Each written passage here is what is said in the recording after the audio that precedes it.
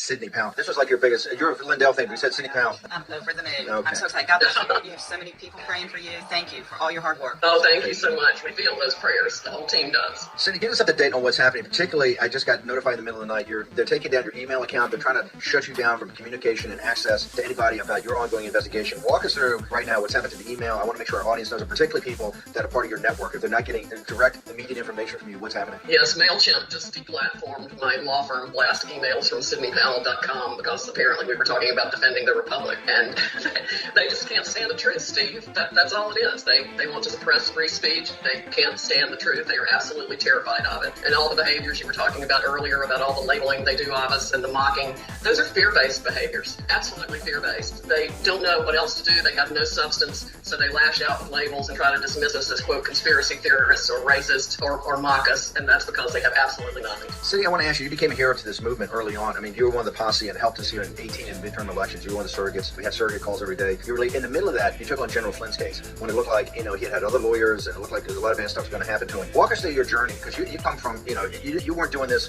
for a long time. You've always been a fighter for freedom, but you got involved in General Flynn's case, and then you saw what we were up against, what the American people were up against, and you really became one of the leaders of this movement and getting to the bottom of what the facts are. So walk us through your journey, how you got involved with General Flynn, and then what led you to being here today. Well, I used to be a federal prosecutor. I was for 10 years in 3 different districts under 9 U.S. attorneys from both political parties, and I never in my entire career saw prosecutors behave the way they started behaving, at least with the Enron task force appointments, which were made by President Bush back in 2001. And there I was in private practice then, and I saw prosecutors make up crimes, absolutely make them up by piecing parts of 2 different statutes together and hide evidence that showed people were innocent. I wound up representing Arthur Anderson, which was destroyed with 85,000 jobs along with it by this corrupt group of prosecutors, only to be reversed 9-0 by the Supreme Court. And then I represented one of the Merrill Lynch executives in litigation that lasted a total of 10 years. It took me 6 years to uncover the evidence the prosecutors had hidden that showed these men were innocent. 4 men went to prison for up to a year on an indictment that didn't even state a criminal offense. They couldn't get bail pending appeal because this corrupt group of prosecutors headed by Andrew Weissman and Leslie Caldwell and Lisa Monaco, who's now Deputy Attorney General, and of course Weissman became Deputy Director of the FBI under Mueller and General Counsel, and then became head of Mueller's squad, his hit squad that went after General Flynn. I wrote a book. Weissman, he's a psychopath. I gotta go, he's on MSNBC all the time pontificating, right? He's a psychopath. Talk about Arthur Anderson. They destroyed one of the great accounting firms in this country and put tens of thousands of people out of work. Worldwide. And later we found out it was uncalled for, correct? Correct. They took parts of 2 different statutes to make a crime that didn't exist. Congress had never enacted that statute. In fact, they did later to plug what they saw as a loophole in Arthur Anderson. And of course, then they did not apply that to Hillary Clinton, to whom it would have applied. But yes, they destroyed Anderson. They knew they were going to destroy it when they indicted the company. They sealed the indictment for a week while they worked behind the scenes to avoid upheaval in the markets because Anderson represented 2,500 publicly traded companies. And as soon as the indictment was unsealed, of course, Anderson was history. They didn't even have to wait for the trial. But since they tried him in Houston in the wake of the Enron collapse, which affected people all across the country, and yes, it was a bad thing. But was it Anderson's crime?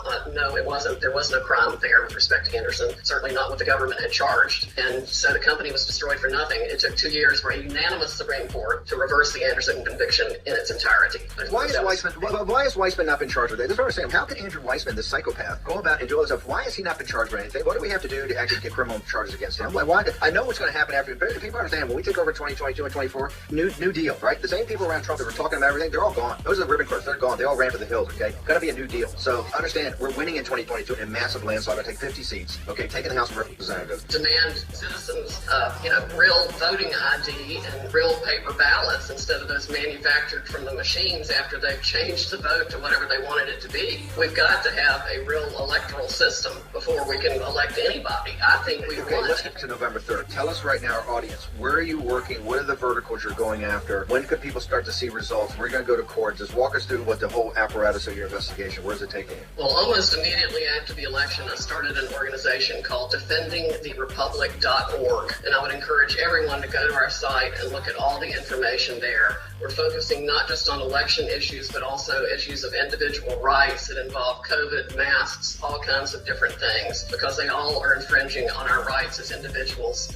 given to us by God and enshrined in our Constitution and Bill of Rights. We have enormous work to do. We were the only group that had 3 cases on the Supreme Court's docket, which of course it let lie there until they became moot. and then they declared a moot and dismissed them. We have been working on the election law issues since the day after the election. We've uncovered all kinds of different things. We were working with Mike Lindell's team on a lot of this, and we're going to stay after it, and it's got to be changed. Cindy, do you see, now we call you guys the air game. You're coming in with the airstrike, right, with the machines. Do you see the ground game where you see on the full forensic audit, the physical ballots about to start, the canvass, and Attorney General Merrick Garland is getting involved here now. You're going to see it metastasize to Georgia. You already got people, lawyering up and getting criminal defense lawyers, New Hampshire, Michigan, Pennsylvania, all of it. The question I got, when Merrick Garland sent that letter out there to intimidate, takes it to the state Senate, and Wendy Rogers and others, we had her on yesterday, stood up to him. Do you believe in your time as a federal prosecutor that Merrick Garland must recuse himself from any involvement in the 3 November situation, given the fact that he's Biden's appointee as Department of Justice? Does he have any standing here, or he should be recused immediately?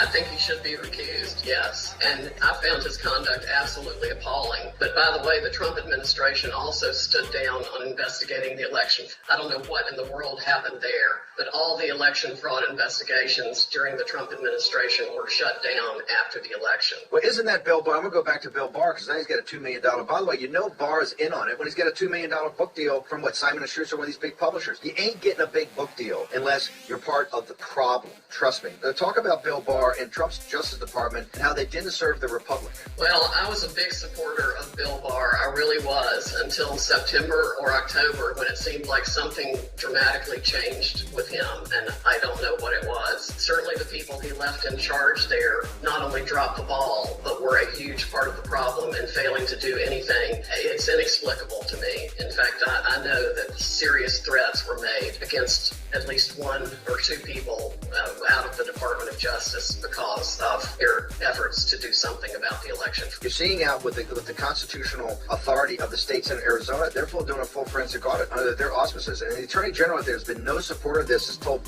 Merrick Garland, back off. You're seeing now in Georgia, everybody's lawyering up as they now get to the bottom. There's no chain of custody on the mail-in ballots. We've been saying it here for months. Now that's getting in. All these are being adjudicated either in courts of law now or at state senates. If you want to deplatform people, then you ought to deplatform the courts and you ought to deplatform the state senate. Just cut to the heart of it. I got to ask you, any of your other investigations, can people get a timeline of when you think you're going to be coming out and putting out more of your evidence and building more of your cases and going back to court? We are not doing our own investigation to speak of like Lindell is, but he is sharing information. It will be helping with litigation that needs to go on in light of the evidence that is coming to the forefront. If they can't get your emails, how are you going to sort out that situation? You're going to have a backup plan? Yes, we already have a backup plan, and we should be back up by tomorrow. We expect to send out another blast tomorrow. So you can sign up either at SydneyPowell.com, it's SIDNEYPOWELL.com, or at defending